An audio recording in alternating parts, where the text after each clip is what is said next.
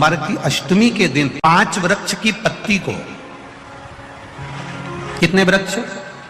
बस 5 वृक्ष की पत्ती और एक श्वेत पुष्प, सफेद कलर का पुष्प अशोक सुंदरी वाली जगह पर लगाकर देवाधिदेव महादेव जो चढ़ा देता है, बस निर्मलेश्वर महादेव का नाम लेकर जब चढ़ाया तो कार्य सफलता की ओर अग्रणी हुई। वो निर्मलेश्वर महादेव।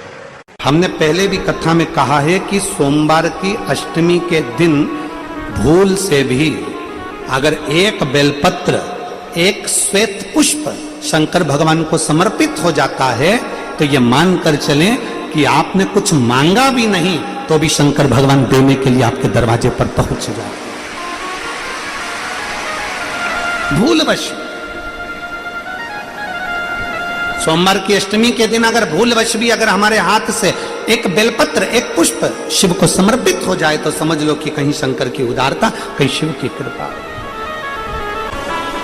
सोमवार की अष्टमी के दिन 7 चुल्लू जल या तुम्हारे हाथ में जो लोटा होता है पानी का, उस जल को जब डालते हैं 7 बार धीरे धीरे धीरे धीरे उत्तर की ओर मुख कर कर, दक्षिण में बैठकर उत्तर की ओर मुख कर कर जब 7 बार जल दिया जाता है, दल चढ़ाया जाता है, 7 वृक्ष की पत्तियों को तोड़कर शिव जी को चढ़ाया जाता है।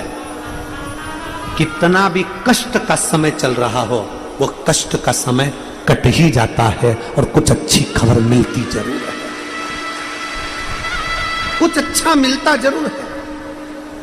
किस नारी का सम्मान सबसे ज्यादा होता है? कहा, जो दूसरे के लिए समर्पित है। अर्थात कोई आ गया भूखा, भोजन करा दिया, प्यासा आया पानी पिला दिया, बहन बेटी आ गई उनका आदर कर दिया, सम्मान कर दिया, सत्कार कर दिया, कुछ मिलता है। घर में अगर कोई व्यक्ति बीमार पड़ा है, घुटने दुख रहे हो, कमर दुख रही हो, पीठ दुख रही हो, कंधा दुख रहा हो, सिर दुखता रहता हो, आंखों में जलन रहती हो, कोई भी तकलीफ रहती हो, तो सीधी सीधी शिव पुराण कहती है सोमवार के दिन की अष्टमी। कौन से दिन की? सोमवार के दिन अगर अष्टमी पड़ जाए, अष्टमी तिथि, तो 14 दाने चने की दाल के लेकर सोमवार की अष्टमी के दिन उस व्यक्ति पे से 14 बार उतारकर शंकर जी का नाम लेकर शंकर जी के मंदिर में शिव जी पे चढ़ा दो। उस व्यक्ति को शारीरिक कष्ट। सोमवार की अष्टमी के दिन भगवान शंकर को बेलपत्र समर्पित जरूर करना चाहिए, वो भी शाम के समय पर। आप लोग तो जानते होंगे शंकर को बेलपत्र चढ़ाने से किस किस चीज की प्राप्ति होती है, किस किस चीज की प्राप्ति? शिव महापुराण की कथा कहती है, एक बेलपत्र यदि शिव को समर्पित करा जाता है तो रिद्धि तुम्हारे घर में प्रवेश कर जाती है। दूसरा बेलपत्र जब हम समर्पित करते हैं तो सिद्धि तुम्हारे घर में प्रवेश कर जाती है। तीसरा बेलपत्र यदि हम समर्पित करते हैं तो श्री गणेश हमारे घर में प्रवेश कर जाते हैं। चौथा बेलपत्र यदि हम समर्पित करते हैं तो भगवान नारायण लक्ष्मी को लेकर हमारे घर में प्रवेश कर जाते हैं। और 5वां बेलपत्र जब हम समर्पित करते हैं तो भगवान शंकर गोरा जी के साथ तुम्हारे घर में प्रवेश कर जाते हैं। 5 बेलपत्र ही जीवन का सुख प्रदान कर देते हैं। छत का मतलब है कि बाबा मेरी दिनों दिन उन्नति करना। बेलपत्री के वृक्ष के नीचे जो अक्षत रखा जाता है वो उन्नति के लिए रखा जाता है। शंकर के शिवलिंग पर जो अक्षत रखा जाता है वो रोग मुक्ति के लिए रखा जाता है। अशोक सुंदरी पर जो अक्षत रखा जाता है वो संतान प्राप्ति के लिए रखा जाता है। षडानंद कार्तिकेय की ओर जो अक्षत रखा जाता है वो हमारे बच्चों की सुख समृद्धि के लिए रखा जाता है। विनायक की ओर, गणेश जी की ओर जो अक्षत रखा जाता है वो हमारे घर में कोई मंगल कार्य आ जाए उसके लिए रखा जाता है। और जो पीठिका होती है जिसपे शिवलिंग रखा होता है, पार्वती जी का हस्तकमल, उस पर अक्षत रखा जाता है तो नारी के अखंड सौभाग्य के लिए रखा जाता है। अक्षत रखने का भी तरीका है कि सोमवार की जो अष्टमी होती है शंकर और पार्वती के मिलन का दिन होता है। साल भर में लगभग 4 या 5 सोमवार की अष्टमी पड़ती है, इससे ज्यादा नहीं पड़ती। अगर घर में संपदा लक्ष्मी नहीं आ रही हो, व्यापार व्यवसाय नहीं चल रहा हो, नौकरी सर्विस नहीं मिल रही हो, बहुत तकलीफ हो, 7 बेलपत्री केसर को घिसकर चंदन बनाकर बेलपत्री पर बीच वाली पत्ती पर ओम लिखना है। दोनों पत्तियों पर भी एक आद्यशक्ति जगदम्बा के नाम की केसर की बिंदी लगाना है, दूसरे में श्री गणेश रिद्धि सिद्धि के नाम की बिंदी लगाना है। शिव जी पर समर्पित करते जाना, शंकर को चढ़ाते जाना। सोमवार की अष्टमी के दिन भगवान शंकर को बेलपत्र समर्पित जरूर करना चाहिए, वो भी शाम के समय पर। शिव और पार्वती के मिलन का दिन होता है सोमवार की अष्टमी। इसमें मां जगतजननी जगदम्बा अपनी 64 योगिनियों को लेकर शंकर भगवान के सामने नृत्य करती हैं जब सोमवार की अष्टमी पर। जैसे शिवरात्रि का महत्व होता है उसी तरह सोमवार की अष्टमी का महत्व होता है। जब 64 योगिनियां माता शंकर भगवान के सामने नृत्य करती हैं तब भगवान शिव उठकर खड़े होकर उन 64 योगिनियों को अपने हस्त कमल पर धारण करते हैं, और हस्त कमल पर धारण करते हैं तब उन 64 योगिनियों को लक्ष्मियां प्रदान करती हैं। लक्ष्मियों को, लक्ष्मी माता को वो 64 योगिनियां दी जाती हैं। लक्ष्मी मैया उन 64 योगिनियों को भगवान विष्णु के पास लेकर जाती हैं। भगवान नारायण उन 64 योगिनियों को ब्रह्मदेव के पास लेकर जाते हैं। उन 64 योगिनियों को ब्रह्मा जी ब्रह्माणी को प्रदान करते हैं। ब्रह्माणी उस 64 योगिनियों को ले जाकर माँ जगतजननी आद्य शक्ति को देती है। आद्य शक्ति उन 64 योगिनियों को ले जाकर शिव को समर्पित करती है। शंकर भगवान की कथा कहती है सोमवार की अष्टमी पड़ने वाले दिन अगर बेलपत्र पर केसर का भाग लगाकर ओम लिखकर केसर का ही तिलक लगाकर माँ आद्य शक्ति गणेश जी रिद्धि सिद्धि के नाम से 7 बेलपत्र शिव को समर्पित कर कर लाल वस्त्र में उसको बांधकर, जिसका व्यापार व्यवसाय या नौकरी सर्विस नहीं हो, बहुत कष्ट चल रहा हो, बहुत जिंदगी में दुख चल रहा हो, उसको 2-1 महीना रख कर देखो, बाबा लाइन लगा देगा आपकी संपदा की ओर, आपका हाथ पकड़ देगा। सोमवार की अष्टमी शिव को रिझाने की होती है, भगवान शंकर को मनाने के लिए, शिव को प्राप्त करने का एक साधन। ब्राह्मणों की पत्नी को अच्छा नहीं लगा अहिल्या को देखकर, ईर्ष्या जाग गई। ब्राह्मणों में ईर्ष्या नहीं थी, गौतम बाबा को देखकर भी, उनकी धर्म पत्नी को देखकर भी ईर्ष्या नहीं, पर ब्राह्मणियों की ईर्ष्या जागृत हो गई। अब जब ईर्ष्या जागृत हो गई तब ब्राह्मणियों ने अपने अपने पतियों से कहा, सुनो, ये गौतम ऋषि की पत्नी और गौतम ऋषि हमारी भूमि पर नहीं रहना चाहिए, इनको धक्के मारकर निकाल दो, ऐसा कुछ करो कि इनका पद प्रतिष्ठा इज्जत सम्मान सब घट जाए। कुछ ऐसा करो कि इनकी पद प्रतिष्ठा इज्जत मान सम्मान कुछ घट जाए, करो कुछ ऐसा। अब क्या करा जाए ऐसा कि पद प्रतिष्ठा इज्जत सम्मान चले जाए? तो ब्राह्मणों ने भगवान श्री गणेश जी महाराज का आह्वान किया। गणेश जी महाराज का आह्वान कर कर गणेश जी की स्मरण पूजन करी। स्मरण पूजन कर कर गणेश जी महाराज प्रकट हो गए।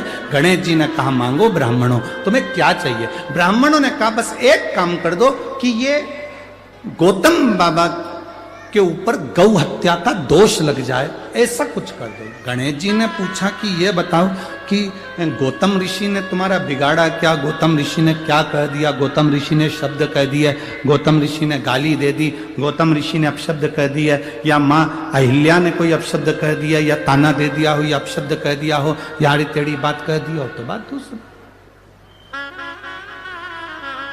ना तो गौतम ऋषि कुछ बोले हैं, ना मां अहिल्या कुछ बोली हैं, फिर क्यों ये गौतम ऋषि पर अपशब्द कहना?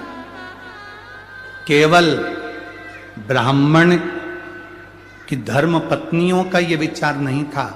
आज के समय में कई लोग ऐसे भी हैं जो किसी को पहचानते नहीं, मोबाइल पर किसी ने बस एक कमेंट्स कर दिया कि ये बेकार है, और लोगों ना जाने ना पहचाने अंदर इतनी ईर्ष्या भरी रहती है कि उसमें लोग बेकार बेकार गालियां अपशब्द ताने आड़ा टेढ़ा कहना प्रारंभ कर देते।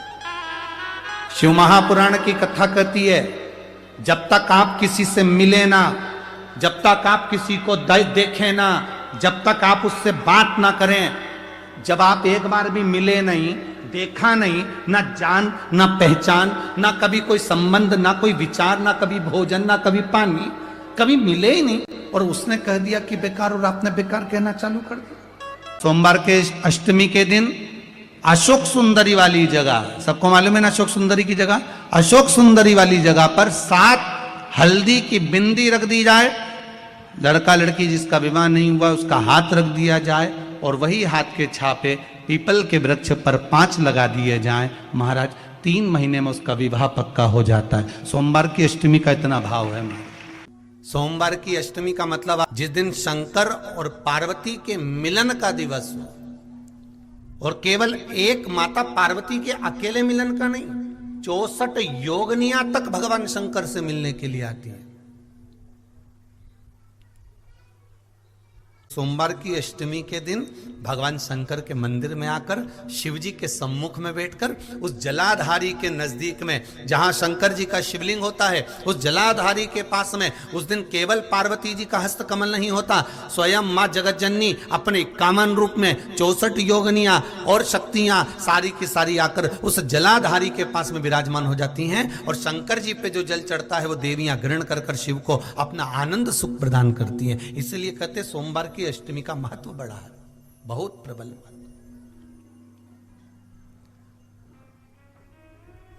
अभी तो कहेंगे 1 लोटा पानी चढ़ाने से पीछे मत हटना। सोमवार की अष्टमी के दिन शंकर के मंदिर जरूर जाना, बेलपत्र जरूर चढ़ाना, बाबा से विनय जरूर करना, निवेदन करना, बाबा को पूजन करना, घी का दीप लगाना और बाबा से विनय करना, बाबा मेरी ये मनोकामना है, मैं तो आपके चरणों में समर्पित करने के लिए आई, मेरी ये विनती को स्वीकार कर लो।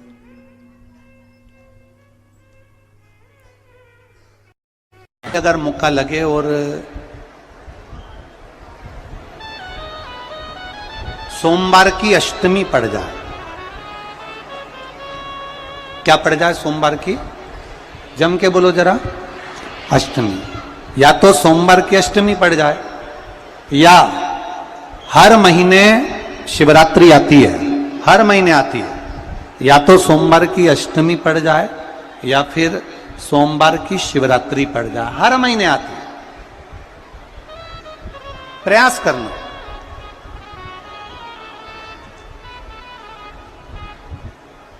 कहीं से देसी गाय का दूध मिल जाए, थोड़ा सा दूध देसी गाय का मिल जाए, थोड़ा सा दूध,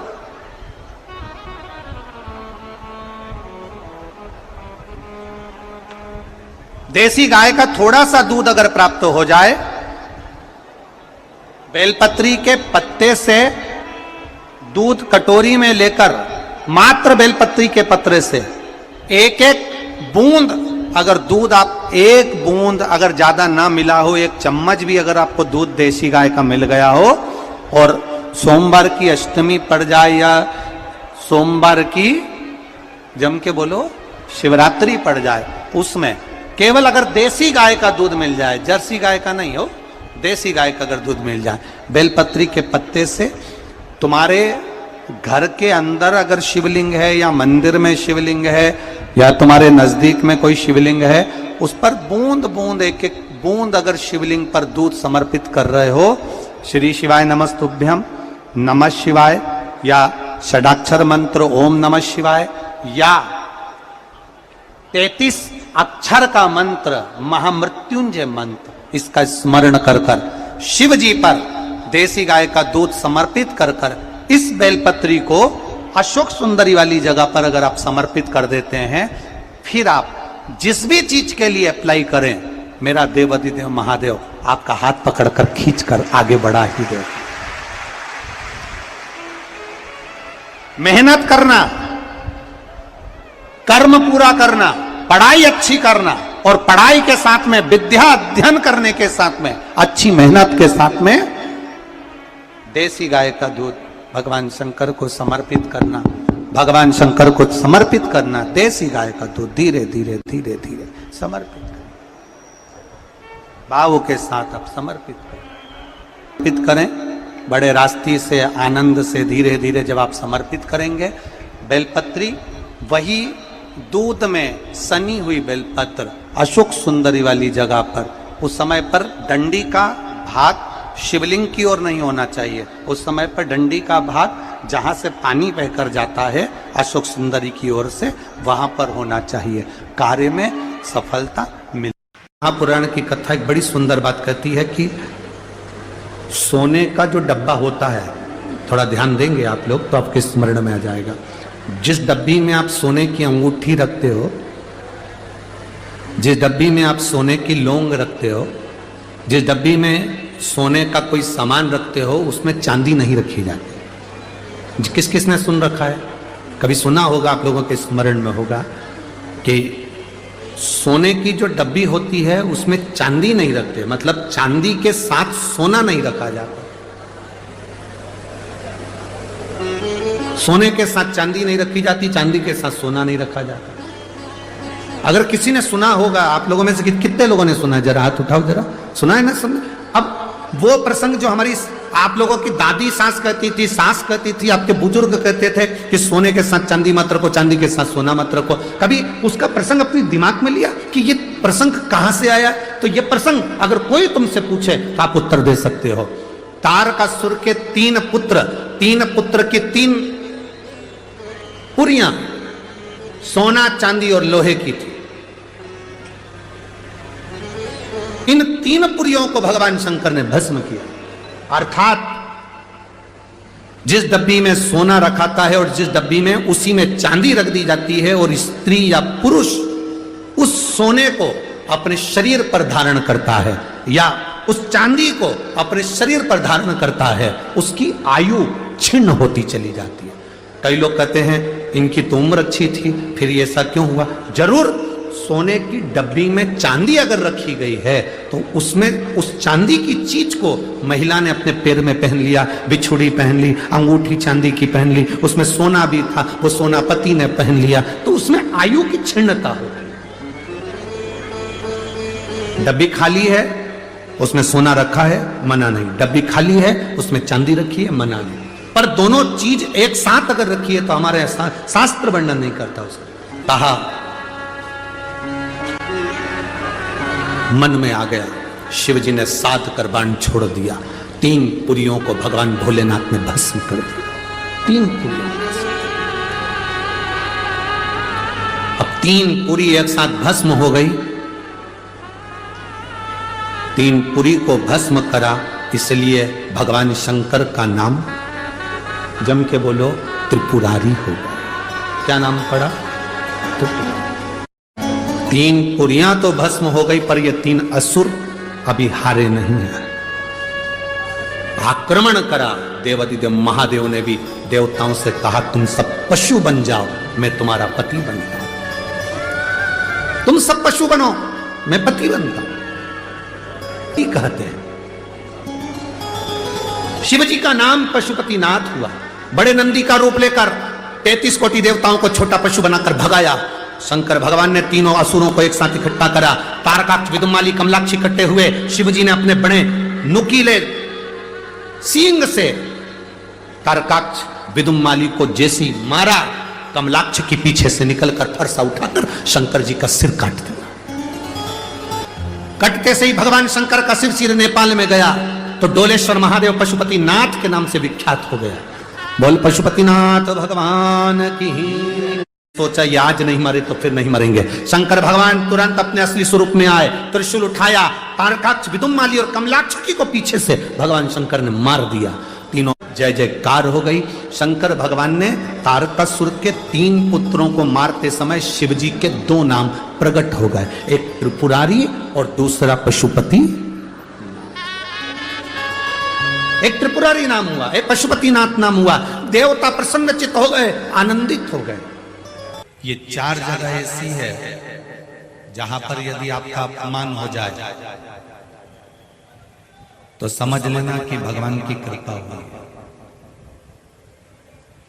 4 जगह शिव महापुराण की कथा में तारकासुर के 3 बेटे तारकाक्ष, विदुमाली और कमलाक्ष की कथा कर रही है। शिव महापुराण की कथा कर रही है। शिव महापुराण की कथा जो वेदव्यास जी ने वर्णन करी है, 4 स्थान ऐसे हैं जहां पर यदि आपका अपमान हो जाए तो समझ लेना कि भगवान ने तुम पर कृपा करी है। 4 स्थान। पहले नंबर का, माता, घर की माँ अगर तुम्हारा अपमान कर दे, अपशब्द कह दे, ताने दे दे, गाली दे दे, आड़ा टेढ़ा बोलकर तुम्हारा अपमान कर दे, तो समझ लेना कुछ परमात्मा की कृपा हुई है, तेरा भाग्य चमकने वाला। दूसरे नंबर पर पिता, घर का पिता अगर आपका मान लो किसी भी रूप में अपमान कर देते हैं या शब्द कह देते हैं या आड़ा टेढ़ा कर देते हैं तो बुरा नहीं मानना। पिता किसी पुत्र का यदि अपमान कर देता है, अपने पुत्र का यदि शब्द कह भी देता है तो बेटे का भाग्य बदल देता है पिता के अपमान से। तीसरा, शिक्षक, गुरु, जिस गुरु की दृष्टि में कपट ना हो, छल ना हो, बेईमानी ना हो, वो गुरु अगर अपमान भी कर देता है, तुमको शब्द अपशब्द कह भी देता है, तो वो तुम्हारी किस्मत को बदल देता है। स्वयं गुरु द्रोणाचार्य का चरित्र पढ़ना, जिस गुरु ने कितना कितना कहा और बेटे वो शिष्य उसका जीवन पलट गया। चौथे नंबर का, शिव महापुराण की कथा में गए हो, शंकर की चौखट पर गए हो, मंदिर में गए हो, देवालय में गए हो, तुम बहुत ऊंचे पद पर क्यों ना हो और वहां पर भी अगर कोई तुम्हें धक्का मार दे या शब्द कह दे या कुछ तुम्हारा अपमान कर दे तो समझ लेना परमात्मा ने तेरे को अच्छा चुनकर उन्नति की ओर बढ़ाया। शिव महापुराण में 4 स्थान बताए हैं जहां पर यदि आपका अपमान हो जाए, आपको अपशब्द कह दिया जाए, ताने दे दिए जाए, आड़ा टेढ़ा भी कह दिया जाए, तो समझ लेना कि कुछ हमारा पुण्य उदय हुआ होगा, इसलिए परमात्मा ने ये लीला रची है। सम्मान दुनिया देती है। सम्मान कौन देता है? जम के बोलो जरा। दुनिया देते हैं। घर के लोग सम्मान देंगे, परिवार वाले सम्मान देंगे, रिश्तेदार सम्मान देंगे, कुटुंब वाले सम्मान देंगे, समाज वाले सम्मान देंगे। अच्छा काम करोगे तो दुनिया के लोग सम्मान देंगे। सम्मान दुनिया के लोग देते हैं और अपमान मेरा महादेव देता है खुद जान। क्यों देता है? प्रसंग तुम्हारे भीतर भी एक प्रश्न जागृत होना चाहिए कि महादेव अपमान क्यों देता है, उसका कारण क्या है? क्या कारण?